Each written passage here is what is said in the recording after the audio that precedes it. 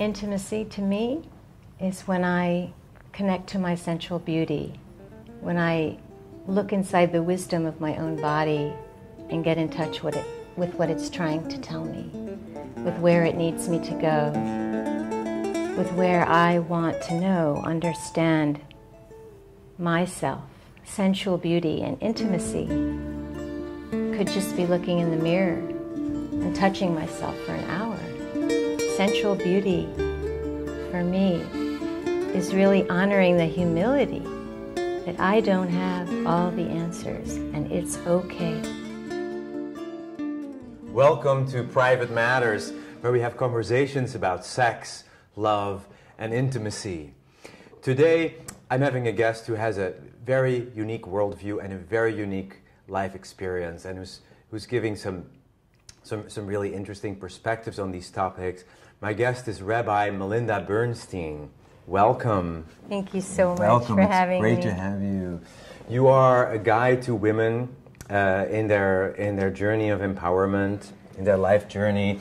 You help women who have gone through a divorce find back their strength, their core self, and their mission in life. You do a lot of things for women. Well, Shekinah, the divine presence, known throughout humanity as the presence that hovers over Jerusalem, which hovered over the chosen people, taking them throughout the desert to their destination, their home, their place in their heart, which is really what we're all looking for, is the home, the place in our heart, in our bodies, in our souls. So she emanates with God in purpose to create the world, and from that place, Judaism, Islam, and Christianity was born. So the word womb comes up too? Womb. She's the cosmic healer of the sacred womb. So, and this applies to women only. This is not about me as a man. It's about, it could be about you as your feminine side, yes, but we're all looking at the divine masculine and divine feminine right now. We're examining that. It's for women. It's for women. Women. Your help is for women. It's helping men understand their women, helping women enable their men to love them better. Yeah. And you're also a rabbi, so you bring the element of Judaism, the Jewish culture and wisdom, which is something that I haven't anybody on Private Matters talk about yet. Can you share about your view of intimacy as a rabbi? Such a wonderful question. You know, I was born asking those questions. What is a rabbi, and what does it mean to me to be Jewish? And I couldn't find the answers until I decided to become one and create those answers for myself. Because for me, the words on paper didn't mean me. I didn't write them. They were really long ago. They were guiding the people throughout times, throughout their evolution, throughout change, throughout hardships, and all kinds of stories that we try to take on or not take on. And they didn't mean as much to me as creating my own Torah from what is love, what is intimacy, what is sex. And that's my rabbinical stance. Do you marry people? I could, yeah. I do. That's not my goal. It's not my purpose. My purpose is to take people deeper, to really go inside who they are as whatever their belief systems are. It's unraveling all different belief systems just to believe in themselves. What is the place of polygamy or polyamory in the Jewish? Well, there is writings. They're called plagiash, and they serve a purpose. And there's a purpose for everyone. And if everyone looks at what it is inside of their body and their soul that means sex, love, and intimacy, then they follow that. Yes. They create that. But most people don't know. And I couldn't find the answer in the story of my ancestors. I was very frustrated with that. It didn't make sense to me. Yeah. Yeah. So I've read about you, and you've had a very rich life, you could say, very rich in experience and very unique in experience, with a lot of different colors, right? Yeah. Where are you today, and what is most meaningful to you? Wow, that's just. I feel so blessed right now, just to be feeling so alive in my purpose and whole, and know that all of the pieces of my shadow that I kept running from and was confused about were okay to bring along. What is your purpose? To be playful, to be in love, to bring love out in others, to help people to really look inside of what they're holding in their bodies, what they've been carrying, what's not really them, and to let it go, and to let God and good come through. To let God and good come through. Yeah. God and good. Yeah. You work with women. I do. You've heard everything. I've felt everything. I'm a very sensitive person. I've had my own experiences too. So I know what it's like to be afraid of the mirror, to be afraid of what's inside, to be afraid to express. Growing up the daughter of a policeman, the world outside was very scary. Yes. So yeah, fear it has its purpose, but it's not there to run the show. It certainly is not aligned with love. Some people say it's opposites. Yeah. It's sad, but it's a necessary truth to know when to protect or know what boundaries look like. Yeah. Could you share some of what is some of the most meaningful ways that you've been able to contribute to women, or where you've assisted women? And of course, we don't need to know their names, but the beautiful thing that women receive after working with me is they get a whole new sense of vibrancy and empowerment and moving forward from a place that pumps blood from both their heart to their yoni to their whole entire body. I call it a prayergasm.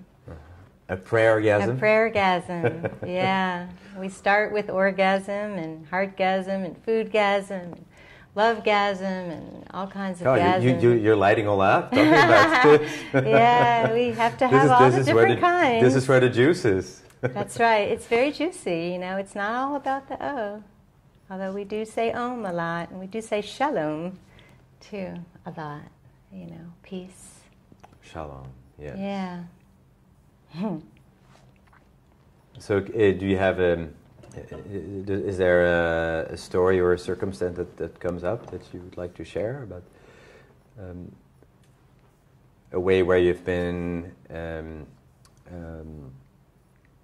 supporting, counseling women, or what have you observed? Yeah. Oh my goodness. Fear of looking in the mirror and talking to their mommy, you know? Fear of calling mom on Christmas, seeing that Christmas is a few days from now.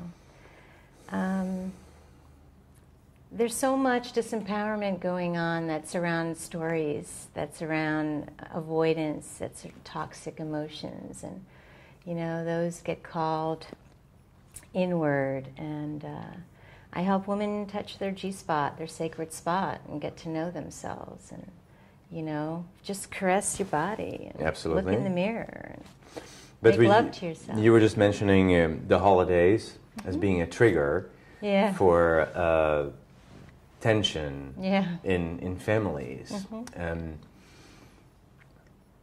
There's a very short way that I like to address the relationship with the parents, and it's love your parents and claim yourself. And if we can do that, we claim ourselves. Our mother can be a crazy bitch, and some of our mothers are, and we can still love them and be ourselves. Well, it's easier said than done. But It if you is. have a process like I do, or a practice like I do, some people don't have that. They don't have tools. They're looking for tools, and they just don't know what to do. I had to cut cords and many styles of communication with my family before they understood that I needed to create my own voice. And I came out later in life, so it was, you know, sort of a shock to everybody, and myself included. It was a shock. Like, I have a voice, and this is the issue. Women need their voice. I have a voice. Like, I love my voice. Yes. All of it. Yes. It's so beautiful. Mm-hmm. And it's... You know, it's me. Mm-hmm. And sometimes it's messy, and sometimes it's raunchy, and sometimes it's really show-offy and bizarre. Like the time I led a naked Shabbat. And naked what? A Shabbat service. Tell us about it. Oh my gosh. Well, I'm not a traditional pulpit rabbi. I'd never planned on having a synagogue. My synagogue, my temple is me. It's wherever I go. And I want to be so holy wherever I go. That's my embodiment. That's Shekinah. So Shekinah and I decided that we would try doing a Shabbat service at a naturist festival on their annual holiday. And I went up and I offered to do a service. We were all naked. It was great. Fantastic. It was very liberating. You know, my body is beautiful. Yes. Yeah. Yeah. And people have a lot of body issues in this culture, so this is a very good thing to do.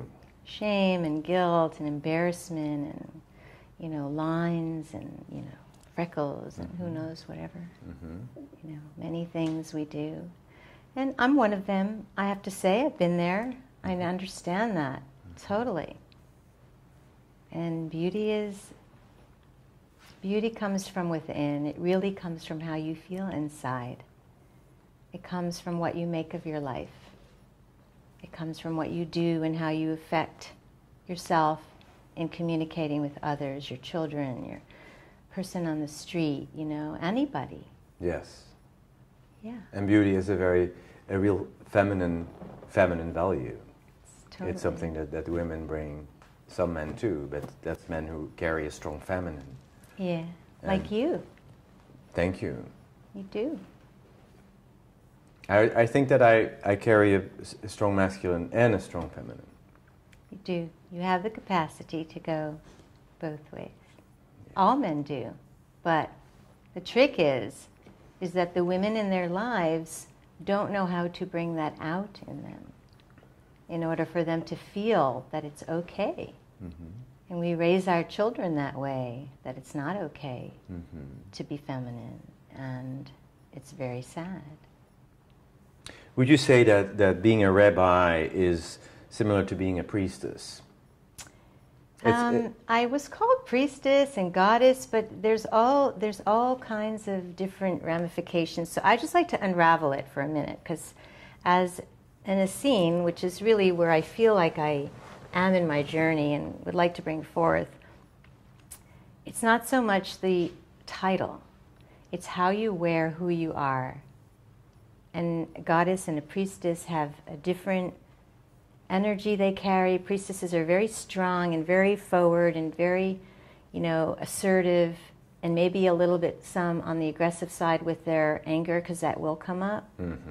And I consider myself very more on the down low, calm and mellow. I don't have that explosiveness.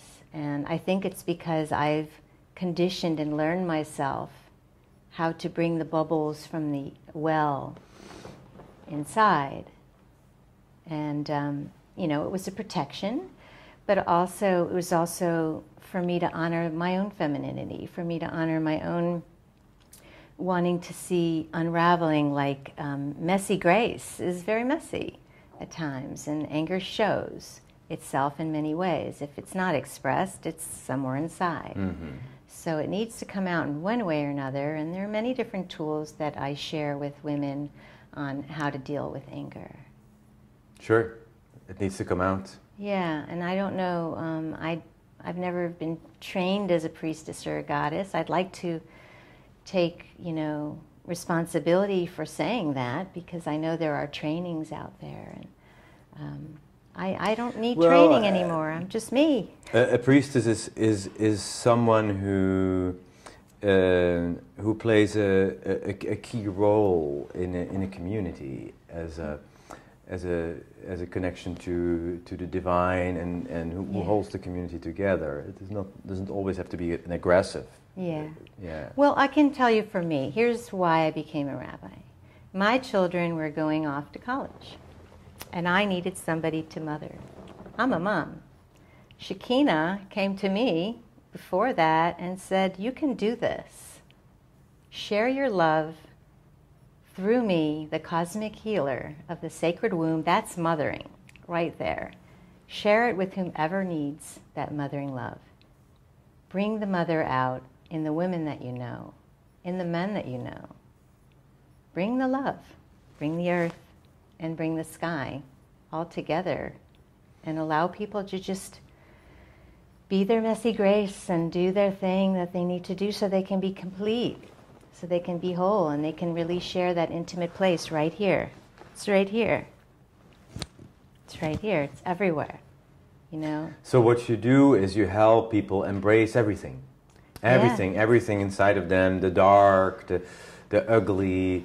Yeah. You help them make peace with all the parts of themselves. You help them express their suppressed emotions. You help them reclaim their power. I make them move their body too, dance and yoga. And people don't know what they're in for when they work with me, but I make them stretch.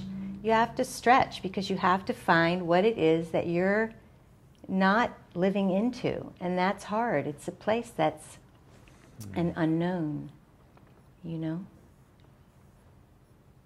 My process is walking into the unknown, but I'll hold your hand, and I promise to help you stay safe and be in your truth and be in your integrity. If you were a messenger for anything, you could reach like the whole world, what would it be? Oh, goodness gracious.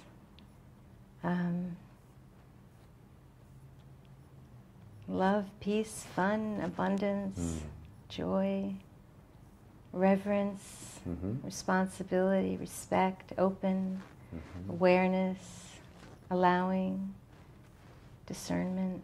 My roadmap. I'm reading you my roadmap. Yes. That is my jewel. That's my jewel. It just takes me there all the time. It's just all I need. It's the right people find you in the right time. They do. Yes. Yes. What kind of people are finding you at this juncture of your life? Seekers, women who are in transition. Yes. Women who are looking for more purpose and meaning other than being a mom. Maybe they have children and they're planning their future when their children are gone, or they're my age, over 50, and they're not juicy anymore, and they don't date, or they're afraid. They've been hurt. They've been abused. They don't understand. You help them get back into the dating game, or dating game, yeah. The playing game. Into opening. Opening, yeah. The lotus flower. Yes. Or the onion patch. Yep. Peeling the layers so they can have fun, make money, do what they love and love what they do. And it's your experience that women often don't? No. We are the big sacrifice martyrs. That's a proud thing. Have it right here. And is that something that's somehow connected to Judaism? Oh goodness! Well, more of my clients are Catholic. Okay. Yeah, they have worse. No, but you are not. I know. And this is part of your journey. When you talk about the martyr, am I correct? Yes. Well, I need to do for myself. I was taught I was actually done for more than I needed to do for others in my life. I was the youngest, so I was always done for. I was taught to be pretty and quiet. And you were protected. I was protected. Yes. Yeah. Yeah, and sheltered in a number of ways. Yeah. And so I didn't necessarily martyr myself in my marriage. I chose to be Orthodox. I chose to raise my children with all of those holidays. I loved it. It was intimacy with me and God. It wasn't intimacy in my marriage, though. That was the sad part. So we do sacrifice. Yeah, sure I sacrificed. Are you a great mother? Oh, yes. You are a great mother. I am a fabulous mother. My kids are like rocking the world. They're amazing, young and respected and going places. And I'm really, really proud. It wasn't easy. I abandoned them in my process in the beginning. Do you come from a lineage of great mothers? Or that's not so clear? Not so clear, no. Yeah. They're great men. My brothers are great men. Mm. Yeah. I think my parents did something really, really right, because all of us have something going on, Mm-hmm. very uniquely different, Mm-hmm. but in the same way, we're working our work, and we're doing it from a place in here. I was really touched when you said, "I am a great mother." Yeah. Yeah, I really felt you. I totally, Yeah. with all of my being, give my children permission to choose their own path. Mm-hmm. Totally go for it. And love them when they're up and when they're down and when they're upside down. And not just your children, but also your clients and Totally. and your sisters and Yeah, members of your community. yeah. And me. I undo my own judgment. Mm-hmm. You know, it's a fun game. It's the game I play. It's only from here to here. The head to the hearts. Hello, this is the place. What's in my voice that wants to be heard? Would I rather be, tisk tisk? I just shut down, just doing that, I'm like, The voice. Yeah. Do you sing? Is song part of your I practice? would love to say I'm a good singer. Yes. I could sing, but I could sing. Yes, I could. Sure, why not? Well, singing is a way that people throughout the ages have found their voice and strengthened their physical bodies. I know. Rejuvenated themselves. It's not just about art. Yeah. It has a much bigger purpose than much. art. It's important. And when you speak, when you point at your throat, and I am also a singer. I feel your desire for that, for expressing through your voice. You're a singer? I'm a singer. Yeah. Sing for me. Sometime. Sometime. Yes, singing is very important, and I learned to chant. I do lovely chants. I express what's in my heart when I want to. Mm-hmm. I have a free meditation that takes you into the cosmic womb, your womb, and purifies you and makes you feel so connected to God and Mother Earth and yourself and your purpose. And I have a 7-step process that you have a free report. You can look on my website, and I would love to share that with you and get you into the circle of your own divine dance. Yeah.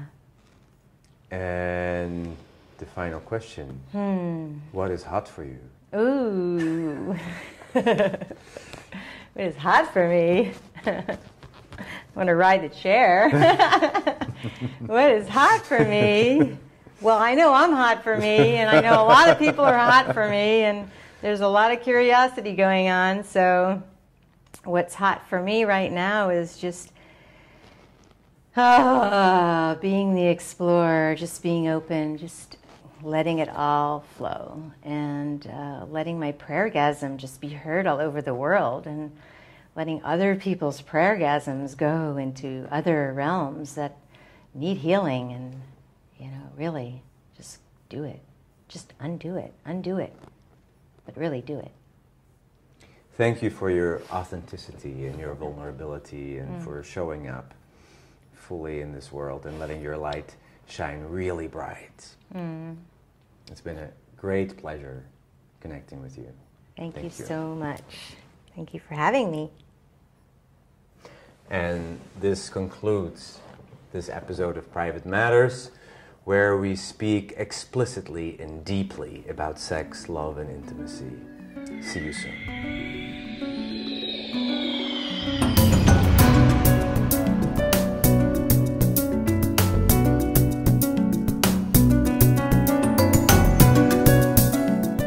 Sensual beauty to me is taking small steps rather than looking 4 steps ahead. Sensual beauty is taking a walk in nature and taking my clothes off and going in the water, not knowing if anyone will come and see me or not. Sensual beauty is rolling in the mud, or picking up the leaves and throwing them over my head, or making a flower out of nothing. Sensual beauty is sitting on the lap of my lover and just laughing, or doing breathing that makes us sweat. And all of a sudden, we don't know where we are, and we don't care. Sensual beauty is really intimacy, and being able to say or do, take a shower with the door open.